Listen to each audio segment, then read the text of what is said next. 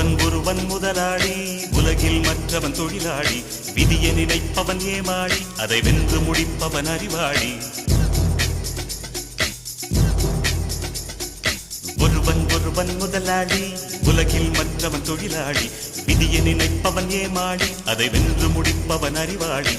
பூமியை வெல்ல ஆயுதம் எதற்கு, பூப்பறிக்க கோடரி எதற்கு, பொன்னோ பொருளோ பொற்களம் எதற்கு, ஆசை துறந்தால் அகிலம் உனக்கு.